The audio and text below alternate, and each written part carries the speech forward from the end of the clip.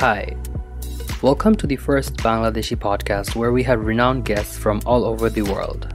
I'll talk about business, politics, tech, and everything else that's trending worldwide. I'm your host Rafy, and let's get this show started.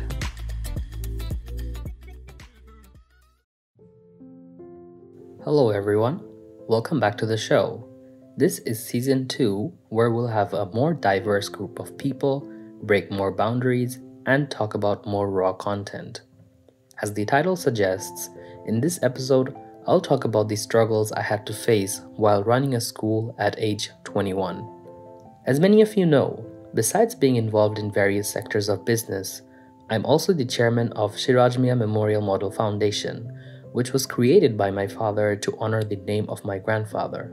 And I'm proud to say that the foundation has made a true impact in Dhaka city.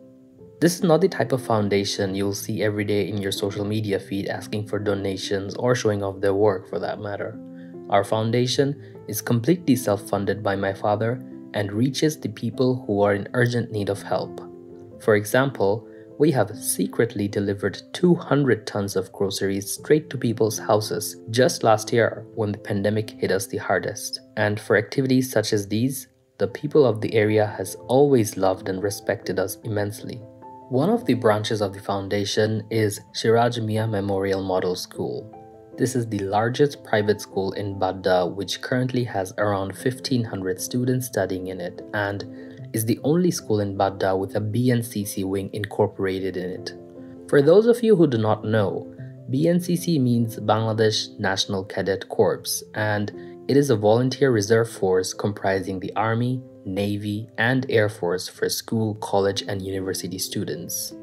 The students are trained by military staff and personnel all through the cadetship. Alongside these curricular activities, the school has been on a streak of getting the best JSC and PSC results within Gulshan, Badda, and Nikathon areas for a couple of years now. Now, many of you may think that a position change at the top should not affect things that much, as most of the activities has become automated by this point. And you are right, if the circumstances were normal. Things would just go on like any other day. But I was appointed in the most challenging of times, that is, during the coronavirus pandemic when all the schools of the country were shut down until further notice. I'll break down some of the most challenging factors I had to face. The first was backdated teachers. Being a traditional Bangla medium school, the school employs around 100 teachers who completed masters or honors in their respective fields and are more than competent enough to teach the students. But the problem is, they are comfortable teaching with whiteboards and markers, not phones and laptops. It was soon clear that the schools will not be opened anytime soon for health concerns, and a shift to an online system was imminent. The school failed to prioritize a teacher's basic IT skills when hiring them. In their defense, they simply could not predict this, and when doing sufficient research in this area, it can be seen that almost no school prioritized the teacher's IT skills before the pandemic. Only teachers with the adequate skills needed were the IT teachers and some very few technical ones.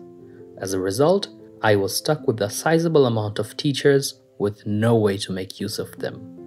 The solution for me was to hire an IT expert who can bring my workforce up to speed with the current technology, and that is exactly what I did. Presently, 100% of the teachers have been trained and can take all the classes remotely without any glitches. The second challenge was repurposing idle workforce. Within a very short time, we've managed to start efficient online classes in the school, but I had noticed that not all of the workforce was being used. Art teachers, physical education teachers, and music teachers had nothing to do, as these classes are really hard to conduct in an online space, so they were suspended. I had to think fast about how to repurpose them as they were just sitting idle. I then got the idea to create an evaluation team with those teachers, and their entire job now was to sit in as an observer in other classes and write down comments on how to improve them. The reports were made available to me, the principal, and the vice principal daily, and when we saw any teachers underperforming, we sat down with them and helped them solve whatever the problems they were having. This method helped me make the workforce more efficient, and also helped me improve the quality of education. Another challenge we had to face was unprepared students. So our school is a Bangla medium one located in Badda DIT project and has a tuition fee of 1875 Bangladeshi taka, which is about 22.5 US dollars for my international audiences.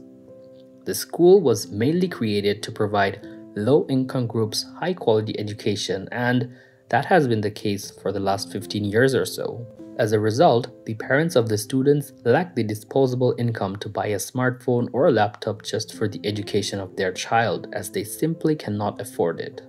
I had several meetings with parent groups where I explained to them that a smartphone or a laptop is just as necessary as books for students these days, as they cannot be a part of the class without them.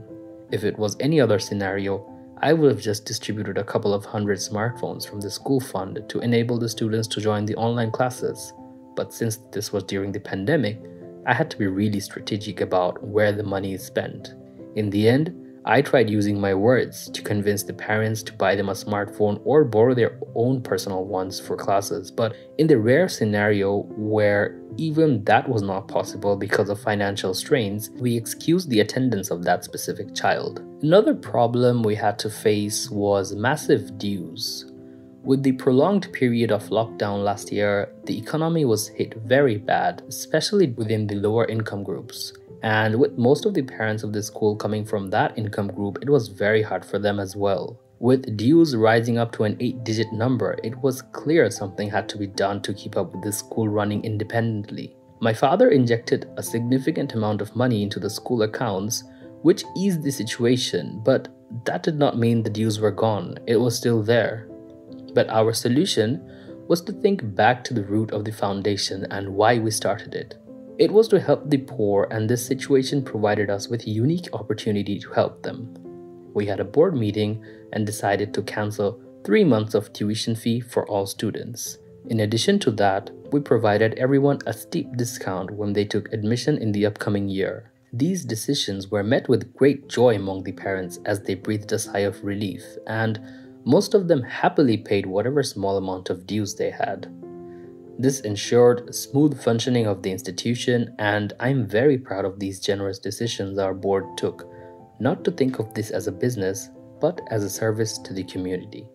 There are remaining challenges like student attendance, remaining dues, how labs or practical classes are conducted, digitalization of the whole infrastructure like admins, accounts, and library. But rest assured, I am tackling these challenges with innovative solutions, and once these solutions have proven to be successful and efficient, I will gladly share them all with you. This has been it for this episode.